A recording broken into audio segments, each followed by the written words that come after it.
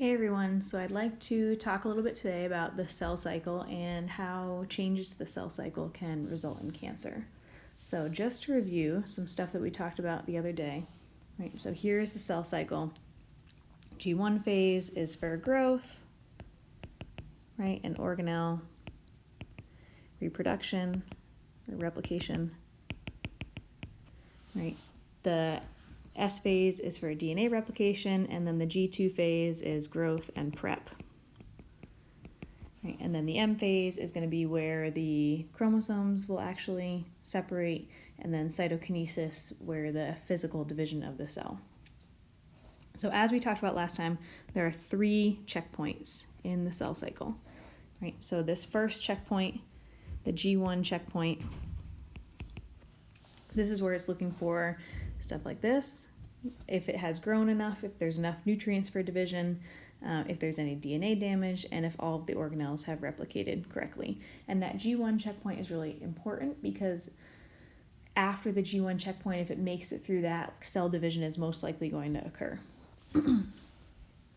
This G2 checkpoint right here is checking for cell size, and at that point, the DNA has replicated, so it wants to make sure the DNA has replicated correctly and that there's no DNA damage. This M phase, metaphase, anaphase transition point, that's to make sure that all of the microtubule spindles have attached to the chromosomes at the centromere correctly so that those sister chromatids can be pulled apart. So first, maybe we could answer the question, what is cancer? Cancer is just a disease of uncontrolled cell division.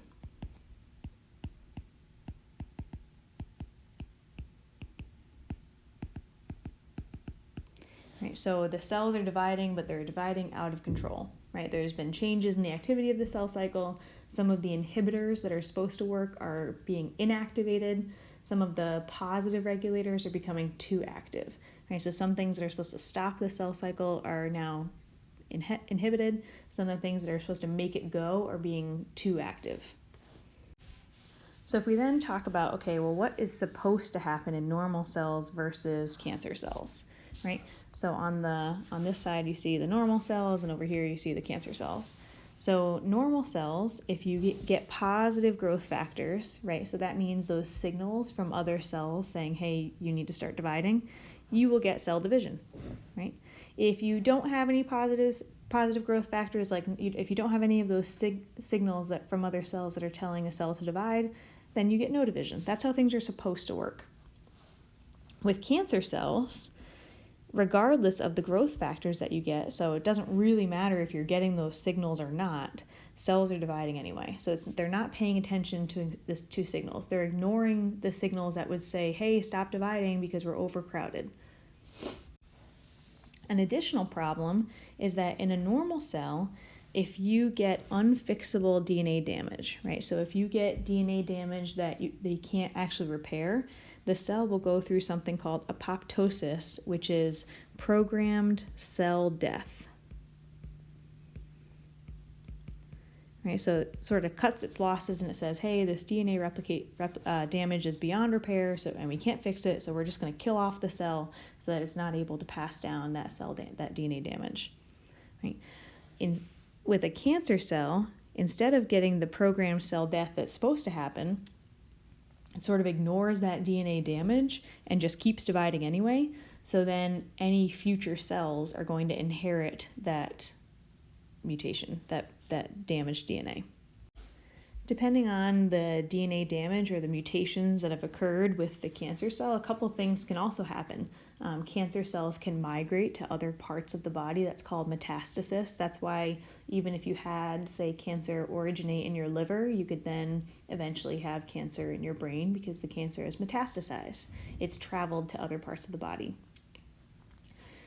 Cancer cells can also promote the growth of new blood cells. That's called angiogenesis, where it actually makes new blood cells. It promotes new vessels, I should say, that bring oxygen and nutrients to the tumor. So it can make its own plumbing, right? Its own blood vessels. That's called angiogenesis, and that would allow more oxygen and nutrients to get to tumors and therefore allow them to continue to divide and get bigger, right? And then the being able to travel to different parts of the body, that's called metastasis. So what actually causes this DNA damage and mutations? Well, you can have mutagens or you can have carcinogens. So these are different and similar, right? So a mutagen just causes a change in genetic material, right? So it's causing a change in the DNA. Most mutagens are carcinogens, but not all carcinogens are mutagens. So a carcinogen is a substance that can cause cancer. So again, most mutagens are carcinogens, but not all carcinogens are mutagens, right? Because a mutagen is just causing a change in the genetic information. That change in the genetic information could result in cancer, it could not, depending on what DNA is impacted. Examples of mutagens could be like X-rays, radioactive stuff, UV radiation, right? Chemicals,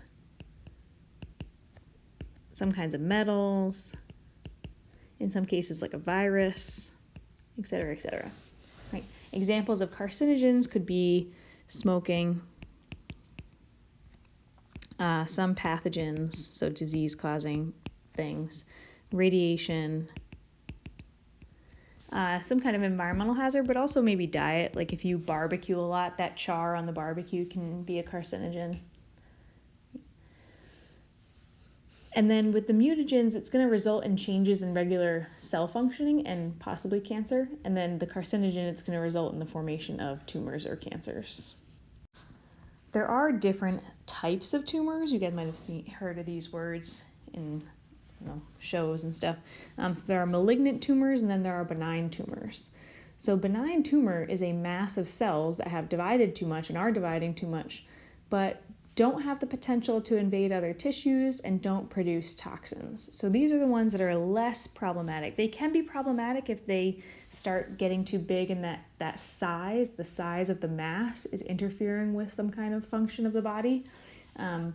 But they're not going to be able to metastasize like a malignant cancer could, and they're not going to be able to do the whole angiogenesis thing, right? So it's really just a big ball of cells that can't stop dividing. A malignant tumor, on the other hand, this is a group of cells that is dividing excessively, but is also able to metastasize, like enter blood vessels and kind of create its own blood supply, right, by creating new vessels. And it could be emitting some toxins, and those toxins can be really harmful to the body. So why is this happening, and how does it relate to the cell cycle?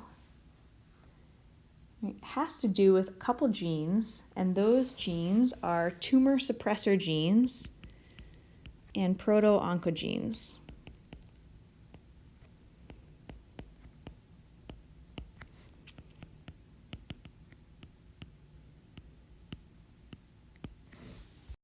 So tumor suppressor genes and proto-oncogenes are both genes that are parts of those checkpoints in the cell cycle. So these genes produce proteins that are acting in the cell cycle at those checkpoints as regulators.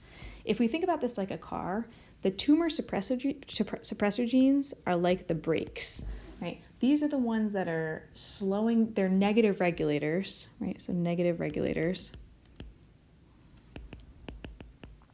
And they're slowing the cell cycle down. Like they're putting the brakes on so that they can check things over and repair stuff before the cell cycle proceeds. The proto-oncogenes or oncogenes, this is like the gas pedal. Right? So these are your positive regulators. So what these are doing is they're saying, okay, everything looks good, so we're going to continue on with the cell cycle. So they accelerate the cell cycle if everything looks good. So these two have to work in conjunction, right? Just like the brakes and the accelerator in your car have to work together. So what can happen is you can get mutations that are affecting the tumor suppressor genes, the brakes, or the proto-oncogenes, the accelerators. So you can get mutations for those genes. What can then happen is the brakes can actually become inactivated, right? So it's sort of like this mutation that hits that gene is cutting the brakes. And now the cell cycle is no longer able to be paused, right? It can't be stopped. And if it can't be stopped, then it can't pause long enough to fix things or check things over, right?